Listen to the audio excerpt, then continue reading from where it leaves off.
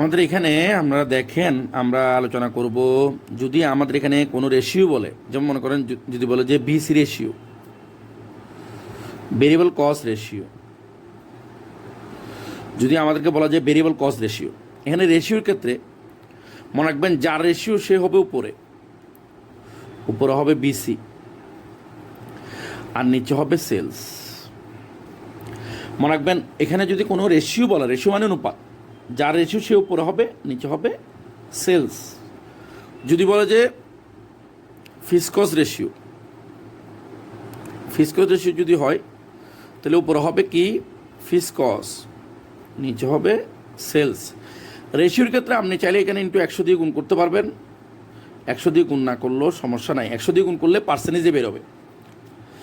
তাই এখন আমাদের বিসি রেশিও বললে উপরে বিসি, নিচে সেলস, ফিক্সড কস্ট বললে উপরে ফিক্সড কস্ট, নিচে সেলস।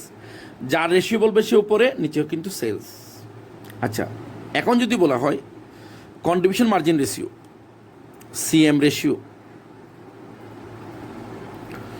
যদি আমরা সিএম রেশিও বলি, কন্ট্রিবিউশন মার্জিন রেশিও যদি বলি, তাহলে উপরে হবে কন্ট্রিবিউশন মার্জিন,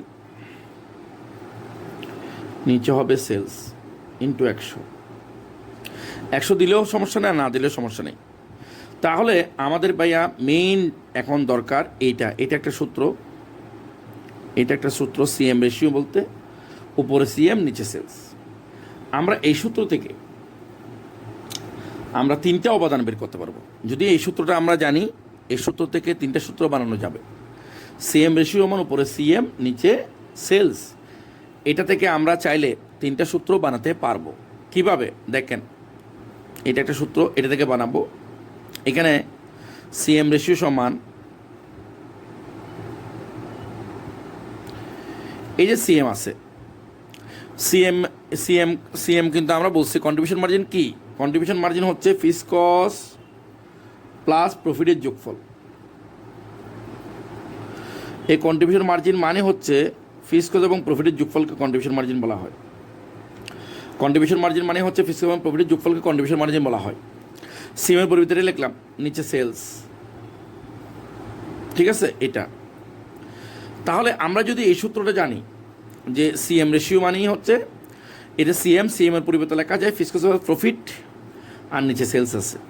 খেয়াল করে দেখেন এখানে আইটেম কয়টা, 1টা 2টা 3টা 4টা। এখান থেকে যে কোনো 3টা দেওয়া থাকলে আমি আরেকটা বের করতে পারবো। যেমন মনে করেন সিএম রেশিও দেওয়া আছে, সেল দেওয়া আছে, প্রফিট দেওয়া আছে, আমি ফিক্সড কস্ট বের করতে পারবো।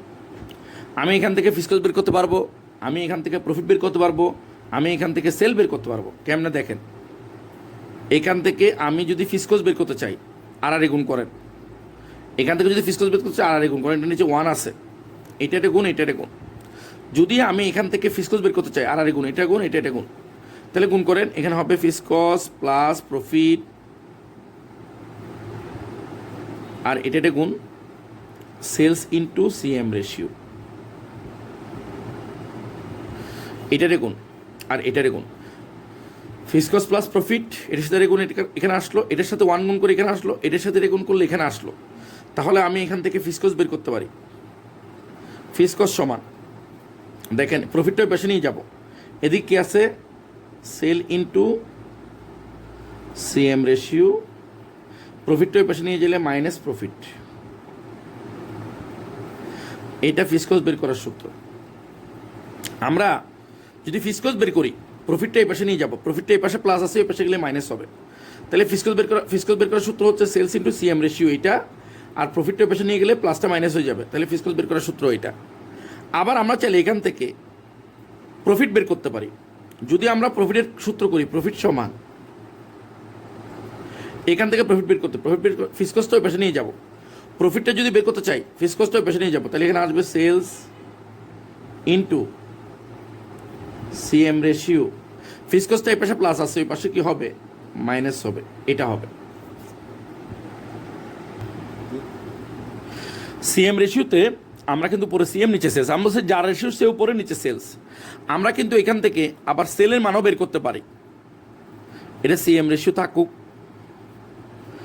এই সিএম এর পরিবর্তে আমরা লিখবো ফিক্সড কস্ট প্লাস প্রফিট আর নিচে হচ্ছে সেলস। আমরা এখান থেকে সেলসের মান বের করতে পারি, আর গুণ করেন, এটা গুণ করেন, এটা গুণ করেন, তাহলে হবে সেলস ইন্টু এটা গুণ সেলস ইন্টু সিএম রেশিও, এটা গুণ করলে আর এটা গুণ করলে ফিক্সড কস্ট প্লাস প্রফিট। তাহলে আমার এখানে সেলস বের করতে পারবো, সেলস সমান এখানে হবে ফিক্সড কস্ট প্লাস প্রফিট, এটাই পাশে গুণ হিসেবে আছে, এটাই পাশে গুণ হিসেবে আছে, পাশে গেলে বাঁকা হবে সিএম রেশিও। এটা হচ্ছে সেলস বের করার সূত্র। তাইলে আমরা কিন্তু মনে আছে নাকি জানি না, আমরা কিন্তু সূত্র অনেকগুলি পাইছি। ফিক্সড কস্ট বের করার সূত্র পাইছি, প্রফিট বের করার সূত্র পাইছি, সেলস বের করার সূত্র পাইছি, ঠিক আছে।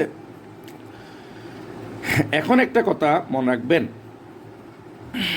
আমরা কিন্তু সেলসের আর প্রথম যে সূত্রটা পাইছিলাম সেটা ছিল সেলস সমান variable cost plus fixed cost plus profit, এটা পাইছিলাম।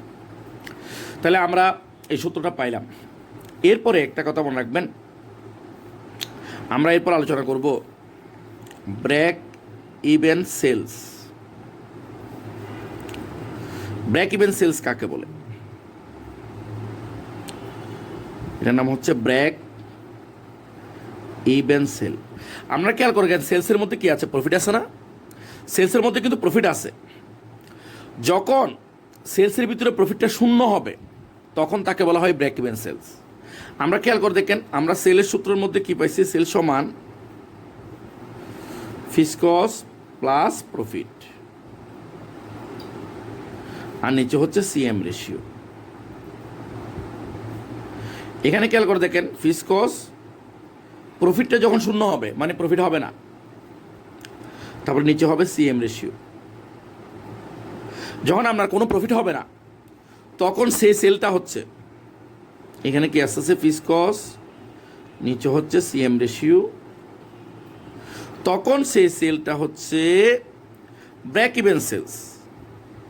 সেটা হচ্ছে ব্রেক ইভেন সেল, মানে যে পরিমাণ পণ্য সেল করলে আপনার লাভ লস কিছুই হবে না, সেটা হচ্ছে ব্রেক ইভেন সেলস। আচ্ছা, আমরা সিএম রেশিও একটু করে খেয়াল করে দেখেন।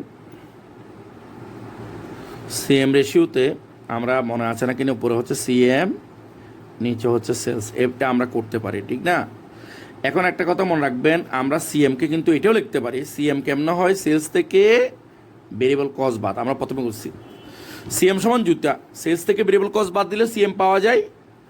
আবার এটা আরেকটা জিনিস লেখা যায়, আমরা আগে লিখছি ফিক্সড কস্ট এবং প্রফিটের যোগফলকেও সিএম বলা হয়। ফিক্সড কস্ট এবং প্রফিটের যোগফলকেও সিএম বলা হয়। তাহলে সিএম কীভাবে হয়? সেলস থেকে ভেরিয়েবল কস্ট বাদ দিলেও সিএম, আবার সিএম মানে হচ্ছে ফিক্সড কস্ট এবং প্রফিটের যোগফলকেও সিএম বলা হয়। তাহলে এখানে নিচে সেলস আছে। এখন একটা প্রশ্ন, এই সেলটা যদি টোটাল বসান, ভেরিয়েবল কস্টটা টোটাল বসাতে হবে, এই সেলটাও টোটাল বসাতে হবে। সেলসটা যদি মোট হয়, টোটাল সেলস হয়, ভেরিয়েবল কস্টটা টোটাল হবে, এটাও টোটাল হবে, সেলটা টোটাল হবে। কিন্তু এটা এভাবে করা যায়, এটা যদি 1 ইউনিটের হয়, এটা SPPU মানে sale price per unit, sale price per unit, 1 পিসের sale, variable cost per unit, এটা হবে sell price per unit.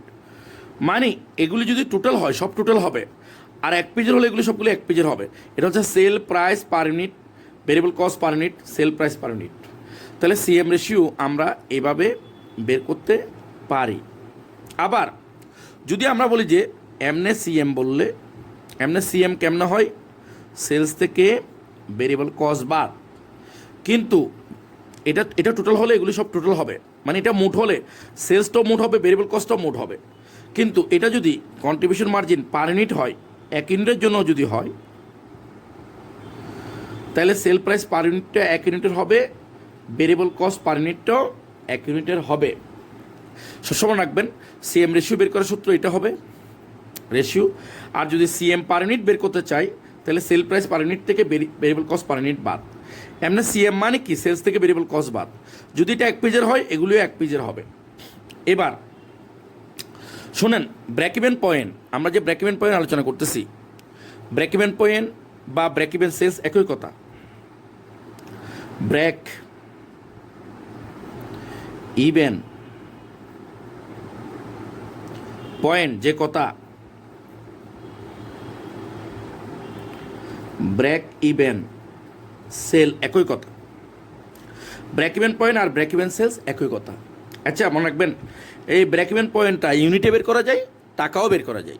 Unit মানে কি, কত ইউনিট বিক্রি করলে আপনার লাভ লস কিছুই হবে না, সেটা হচ্ছে ব্রেক ইভেন পয়েন্ট ইউনিটে। আর যদি বলে যে কত টাকার পণ্য বিক্রি করলে আপনার লাভ লস কিছুই হবে না, সেটা হচ্ছে ব্রেক ইভেন পয়েন্ট টাকাতে। আচ্ছা, ব্রেক ইভেন পয়েন্ট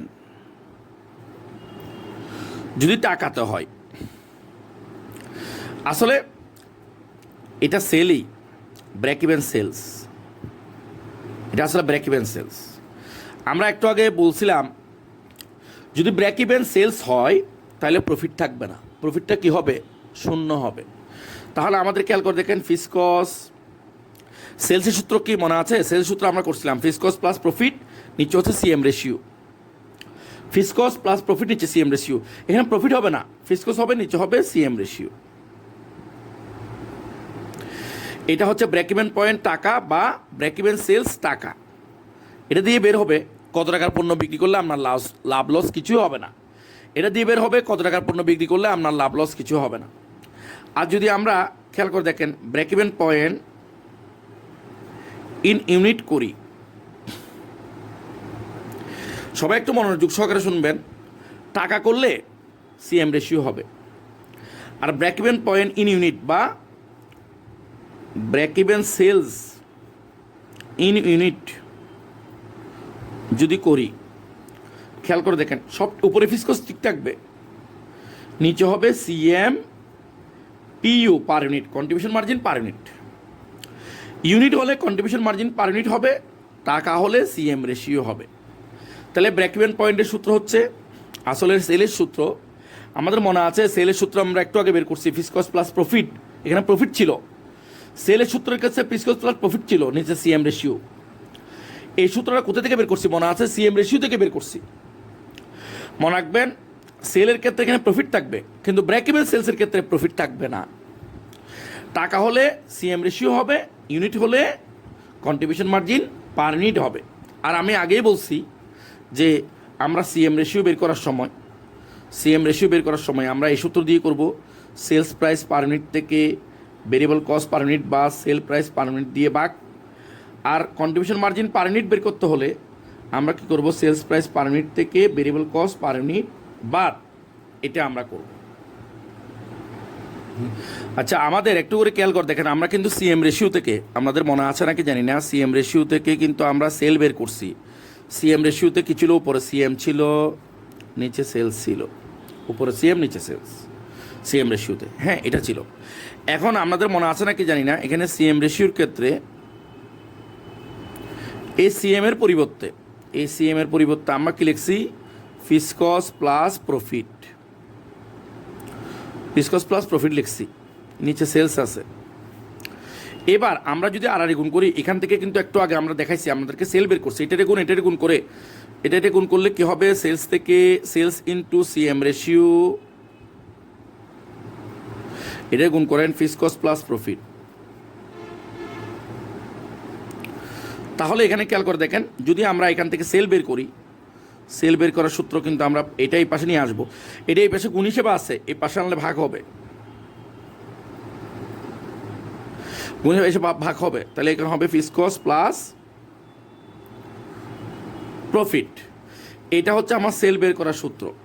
কিন্তু এটা কি জানেন, সেলস ইন টাকা, এটা হচ্ছে সেলসের টাকা বের করার সূত্র। এই সূত্রটা কখন ইউজ হয়, প্রশ্নের মধ্যে বলে দিবে যে 10 লাখ টাকা প্রফিট করতে চাইলে সেল কত, প্রফিট বলা থাকবে, সেল বের করতে বলবে, প্রফিট দিয়ে বলা থাকবে, সেল বের করতে বলবে। আচ্ছা, যদি আমরা সেলটা ইন ইউনিটে বের করি, তাহলে সূত্র হবে কি, যদি টাকা হয়, একটা কথা মনে রাখবেন, টাকা হলে সিএম রেশিও হবে, ইউনিট হলে হবে কন্ট্রিবিউশন মার্জিন পার ইউনিট, এটা পার ইউনিট হবে। টাকা হলে সিএম রেশিও হবে, ইউনিট হলে হবে কন্ট্রিবিউশন মার্জিন পার ইউনিট।